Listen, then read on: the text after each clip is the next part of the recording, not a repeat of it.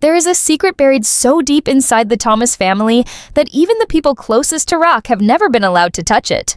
Not her brothers, not her soldiers, not even her son. But secrets have a funny way of surviving. They breathe, they grow, they wait, and the longer you keep them locked away, the more dangerous they become when they finally get out. Now, as we move towards season 5 of Raising Kanan, that secret is not just alive, it is standing right at the edge, ready to fall. And the one person who might push it over is not an enemy. It is not a rival drug dealer, it is not a cop or a Fed closing in on Raq's operation. The person standing at that edge, holding everything that could destroy Raq Thomas, is someone who has eaten at her table, slept under her roof, and called her family. Jukebox knows something. And the question that is going to define this entire season is simple but devastating. Does she use it, or does she bury it? Because what Jukebox is sitting on is not just gossip. It is not just drama between two people who should have known better. What she knows is the kind of truth that rewrites history. It changes who Kanan is. It changes what Raq's empire was really built on. And it changes the entire war between the Thomas family and Unique, because that war was never just about territory or money or power. It was personal from the very beginning, in ways that nobody on that street fully understood. So before season 5 arrives and blows everything apart, we need to sit down and go all the way back to the beginning. Back to where Raq and Unique's story really started. Not the version Raq told everyone, the real version. The one she has been running from ever since. To understand how explosive this secret really is, you have to understand who Raq Thomas is at her core. Raq is not just a drug dealer, she is not just a mother. She is a woman who has spent her entire life making sure that nobody, and we mean nobody, ever gets close enough to hurt her. Every move she makes is calculated. Every relationship she has is controlled. Even the love she shows Kanan has conditions attached to it. Because Raq does not know how to love without also trying to manage what that love costs her. She built her entire identity around being untouchable. Around being the one in the room who always knows more than everybody else. Around being the one who holds all the cards, while everyone around her thinks they are playing the game. That is who Raq is. That is who she has always been. And that is exactly why what happened between her and Unique is so hard for people to wrap their heads around. Because Unique is supposed to be the enemy. He is supposed to be the man on the other side of the line. The one she goes to war with. The one she outsmarts, outmaneuvers, and outruns at every turn. That is the story Raq told. That is the story she needed everyone to believe. But the truth is that the line between Raq and Unique was never as clean as she made it look. And if you go back and watch their interactions across the earlier seasons of this show with fresh eyes, knowing what we now suspect, you will see something that changes the entire texture of every scene they share together. You will see two people who know each other in a way that goes beyond rivalry. You will see a history that did not start with conflict. It started with something else entirely. Think about the way Unique looks at Raq in those early episodes. This is not how a man looks at his competition. There is something behind those eyes that tells you this situation is personal in a way that street business alone cannot explain. And Raq, for all her coldness and control, cannot quite keep that same energy when Unique is in her space. She tightens, she sharpens, she becomes even more guarded than usual. And when a woman like Raq, a woman who faces down threats without blinking, becomes extra guarded around one specific person, that tells you everything. It tells you that this person has access to something in her that she has spent years trying to lock away. Unique had something Raq could not fully control. And for a woman like Raq, that is the most dangerous thing in the world. Not a gun, not a rival crew, not the police. A person who sees through the armor. A person who got in before the walls went all the way up. And that is the part of this story that the show has been giving us in pieces. Slowly, carefully. So that by the time the full picture comes together, the impact hits like something you were not prepared for, even though it was in front of you the whole time. Now let us talk about the affair itself, because this is where things get layered in a way that most people have not fully processed. This was not a love story in the traditional sense. Raq does not do love stories, but it was not purely strategic either, and that is the part that makes it complicated. The relationship between Raq and Unique existed in this dangerous space between war and intimacy, between using someone and actually wanting them, between knowing better and doing it anyway.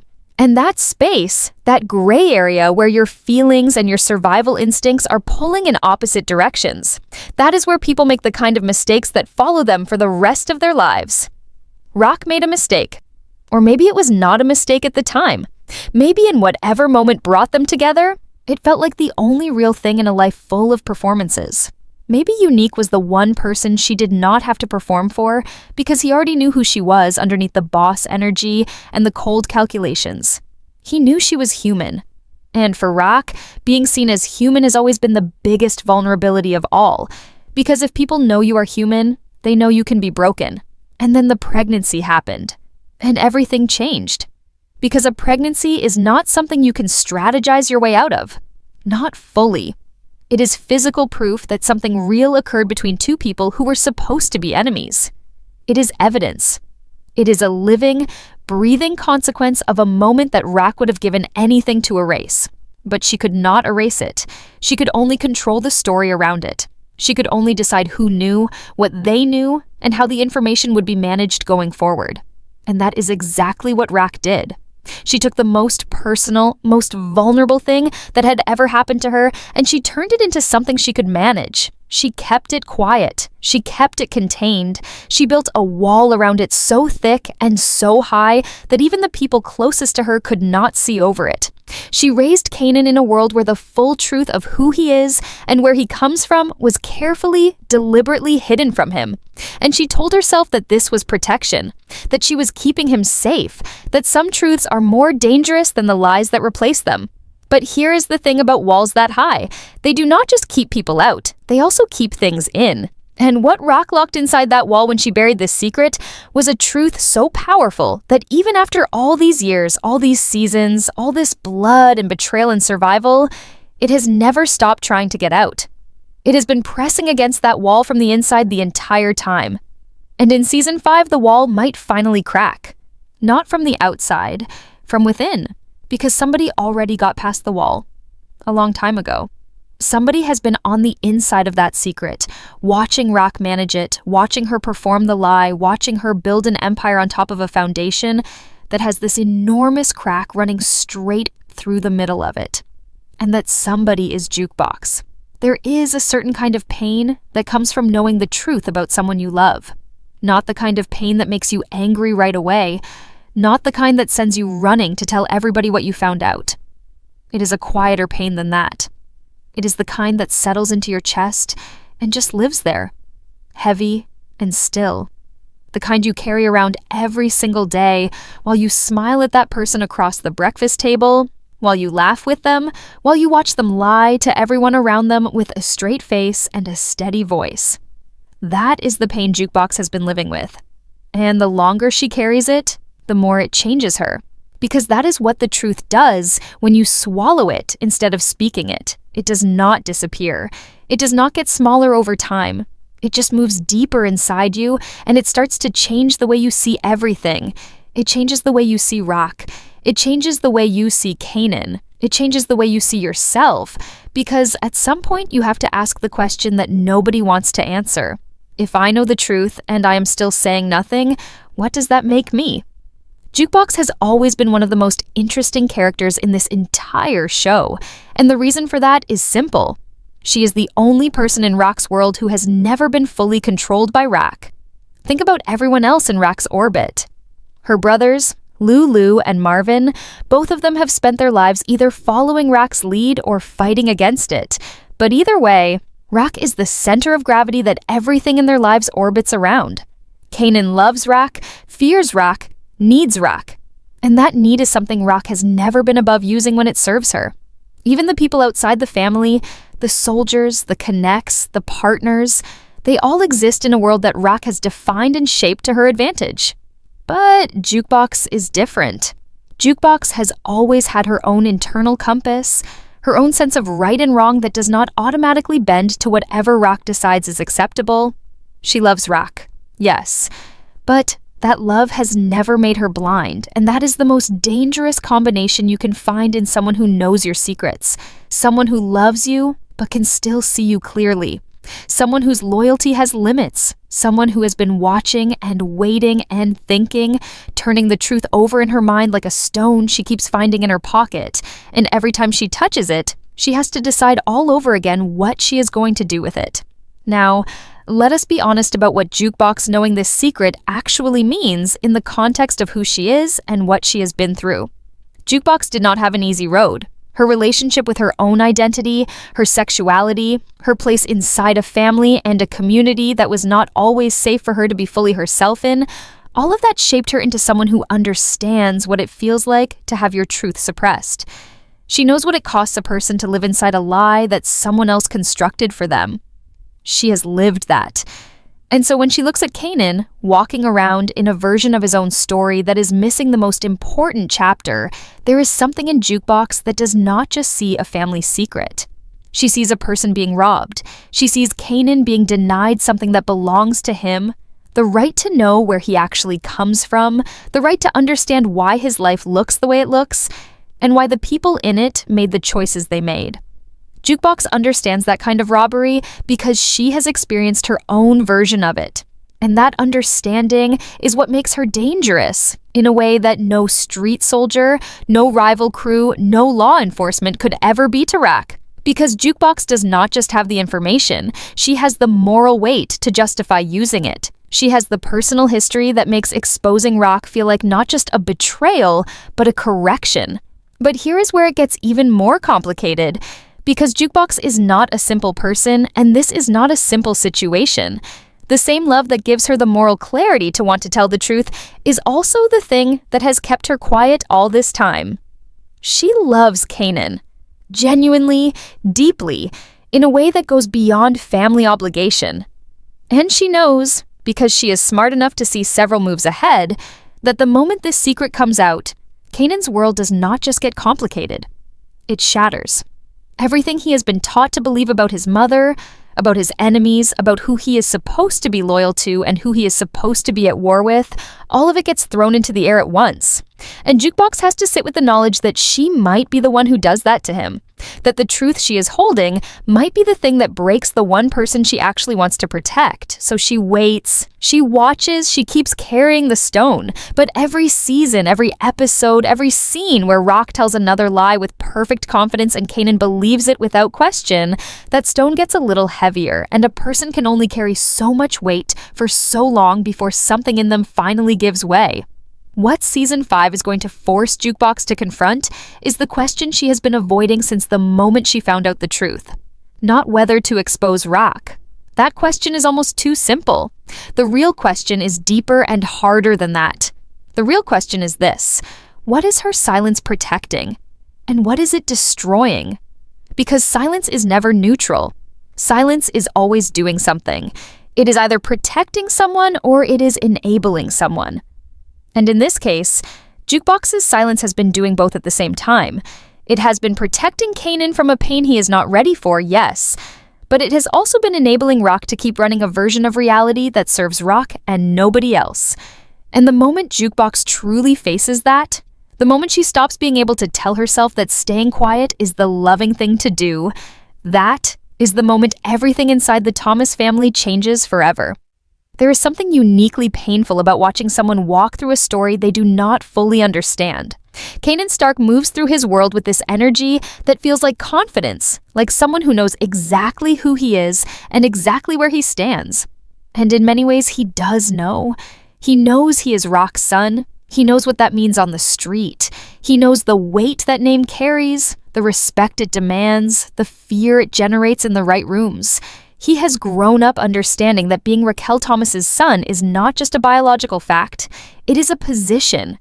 It is a role he was cast in before he was old enough to audition for it. Raq did not just raise Kanan, she built him. She shaped him the way an architect shapes a building, with intention, with purpose, with a very specific vision of what she needed him to become. And Kanan, for most of his life, has been living inside that building without ever once being shown the blueprints. He has been walking the halls, moving through the rooms, existing inside a structure that was designed around a secret he was never told. And that secret is not just a detail about his past, it is the foundation the entire building is sitting on. Think about what it means to grow up the way Kanan grew up. Raq poured everything into him, her time, her money, her strategy, her street knowledge, her vision for what power looks like and how it is obtained and how it is kept. She gave him all of that, and none of it came free. Every lesson Raq taught Kanan came wrapped in a version of the world that she controlled. She decided what he knew about loyalty. She decided what he knew about betrayal. She decided who the enemies were and why they were enemies, and how deep that enmity was supposed to go. And somewhere in all of those lessons, built right into the foundation of everything she taught him, was a lie. Not a small one. Not the kind of lie you tell to protect someone's feelings in a moment that does not really matter. The kind of lie that, when it finally comes apart, does not just change one thing. It changes the meaning of everything that came before it. Because if unique is not just the enemy, if unique is something else entirely, in the story of where Kanan comes from, then every single thing Raq ever told Kanan about that war, about that rivalry, about that hatred, has to be looked at again with completely different eyes. And this is where the dramatic irony of Kanan's situation becomes almost unbearable to watch, because the audience can feel the weight of what he does not know, even when he cannot. We watch him interact with Unique, and there is this tension that goes so far beyond street politics. There are moments between them that feel strange in a way that neither character can fully name. A recognition that does not have a language yet. An energy that does not fit inside the box of enemy and rival and opponent. And Kanan, being who he is, being the person Raq built him to be, pushes those feelings down and translates them into the only language he was taught. He turns whatever complicated thing he feels in those moments into aggression, into distance, into the performance of an enmity that may not be as pure or as simple as it has always been presented to him. He has been doing that translation his entire life without knowing that is what he is doing. He has been converting feelings that do not have a name into a name that Raq gave him.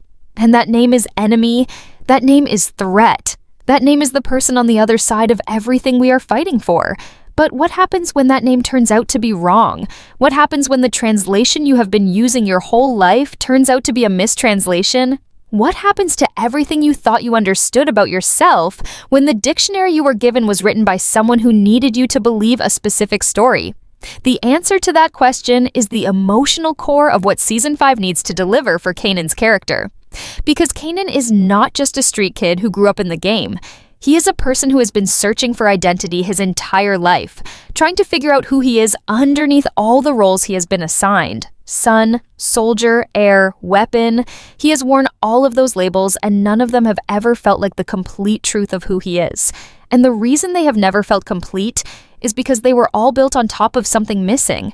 There is a hole in the center of Kanan's self-understanding, and he has been filling it with loyalty to Raq because that loyalty is the only solid thing he was ever given. Raq was always there. Raq was always certain. Raq always had the answer, always had the plan, always knew what the next move was. And when you grow up with a mother like that, a mother who projects absolute certainty and absolute control, you start to borrow her certainty as a substitute for your own. You start to let her version of the world become your version of the world, because she has never given you any reason to doubt it. She has always been right before. Why would this be different? But Raq has not always been right. Raq has been consistent, which is a completely different thing. There is a difference between a person who is always right and a person who is always confident. Raq is the second one. She has been performing certainty so long and so well that even the people who love her cannot always tell where the performance ends and the real person begins. And Kanan, who loves her more than anyone, who has built his entire sense of self around her version of reality, is the most vulnerable person in the room when that performance finally cracks. Because he does not just lose a piece of information when the secret comes out, he loses the narrator. He loses the person who has been telling him the story of his own life since before he could read. And without that narrator, he has to go back and reread everything himself, from the beginning with no guide, and figure out what was true and what was a story told to keep him manageable, keep him loyal, keep him pointed in the direction Raq needed him to go.